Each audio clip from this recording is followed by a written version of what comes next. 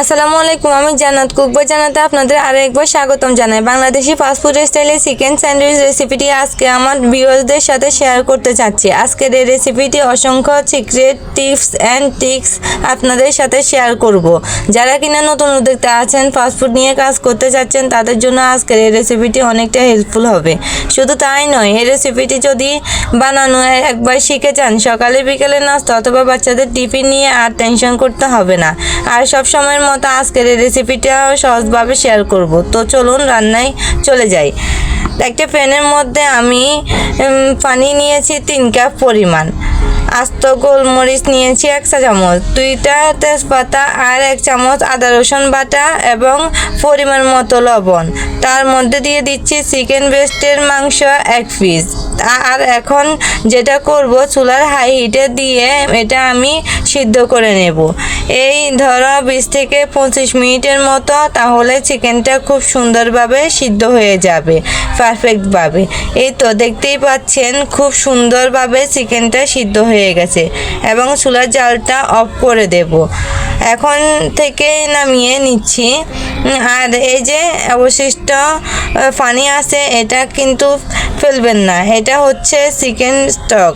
যে কোনো স্যুপ রান্নাতে আপনি ব্যবহার করতে পারেন। এখন স্যান্ডউইচের জন্য একটা স্পেশাল মেয়োনিজ তৈরি করব। এখানে আমি নিয়ে নিচ্ছি একটা সিদ্ধ ডিম আর 1 চামচের মতো শুকনো মরিচের গুঁড়া তেলে নিয়েছি এবং তার সাথে দিয়ে দিচ্ছি 1 চামচের মতো লেবুর রস, 1 চামচের মতো দিয়ে দিচ্ছি মিল্ক পাউডার আর 1 চামচ চিনি দিয়ে দিচ্ছি। তার সাথে দিলাম 1/2 চা চামচ লবণ, আরও লাগছে গোলমরিচের গুঁড়া 1/2 চা চামচ, 1 চা চামচের মতো দিলাম ভিনেগার আর 2 চা চামচের মতো দিলাম রান্নার তেল আর কয়েকটা রসুনের কোষ দিয়ে দিলাম। আমি এখানে ছোট রসুনের কোষ 7 থেকে 8টা নিয়েছি। তারপর সব কিছুকে একসাথে ব্লেন্ড করে নেব।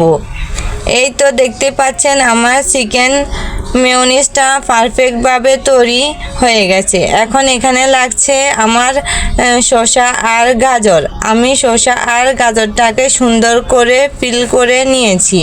এখন এগুলোকে একটা গ্রেটারের সাহায্যে গ্রেট করে নেব। একদম গ্রেটারে ছোট ছিদ্র দিয়ে গ্রেট করে নিব। এই তো দেখতেই পাচ্ছেন আমার শসা গাজর গ্রেট করা হয়ে গেছে। এখন আমি যেটা করব, শসা আর গাজর থেকে পানিগুলো চেপে চেপে ফেলে দেব। আর সাথে সাথে আমি 1 কাপ পরিমাণ পেঁয়াজ কুচি করে নিয়েছি এবং পেঁয়াজেরও কিন্তু এক্সেস পানি চিপে ফেলে দিয়েছি। তো হয়ে গেছে আমার প্রিপারেশন নেওয়া। এখন আমি নেক্সট স্টেপে চলে যাচ্ছি। এখানে একটি প্যানের মধ্যে 1/2 কাপ পরিমাণ রান্নার তেল দিয়ে দিচ্ছি। এর মধ্যে দিয়ে দিচ্ছি পেঁয়াজটুকু থেকে আমি পানিটা চেপে ফেলে রেখেছিলাম, সেটাও দিয়ে দিলাম কড়াইয়ের মধ্যে। কিছুটা নেড়ে ছেড়ে ভেজে এর মধ্যে দিয়ে দিচ্ছি চিকেন, যেটা আমি বয়েল করে তারপর ছিঁড়ে রেখেছিলাম, সেটাও দিয়ে দিচ্ছি প্রায় 1 কাপের মতো। তারপর কিছুটা নেড়ে ছেড়ে ভেজে এর মধ্যে আমি কিছু মশলা অ্যাড করব, যেটা হচ্ছে 1/2 চা চামচ সাদা গোলমরিচ দিয়ে দিচ্ছি। তারপর 1 চা চামচের মতো মিল্ক পাউডার দিয়ে দিচ্ছি। এরপরে সামান্য পরিমাণে লবণ দিয়ে দিচ্ছি। এখন এই কয়েকটা উপকরণ খুব ভালো করে মিশিয়ে নিচ্ছি। রেস্টুরেন্টে এই স্টেপটা ফলো করা হয়, কারণ এই চিকেনের টেস্টটা অনেকটা বেড়ে যায়। এর পাশাপাশি স্যান্ডউইচটা অনেক দিন পর্যন্ত ভালো থাকে। আপনি যদি বানিয়েও রাখেন তাহলে কিন্তু অনেক দিন পর্যন্ত ভালো থাকবে। পেঁয়াজের গন্ধ কিন্তু একটুও হবে না, একদম ফ্রেশ থাকবে প্রথম দিনের মতো। যাই হোক, আমি কতগুলো ব্রেড নিয়েছি, ব্রেডগুলো চারপাশের ব্রাউন কালারটা কেটে নিয়েছি। দেখতেই পাচ্ছেন ব্রেডগুলো কাটা শেষ। ব্রেডের পাশে যে ব্রাউন কালারের অংশ আছে ওটা আমি ফেলে দেব না, আপনারা চাইলে এটা দিয়ে ব্রেড গামস তৈরি করে নিতে পারেন।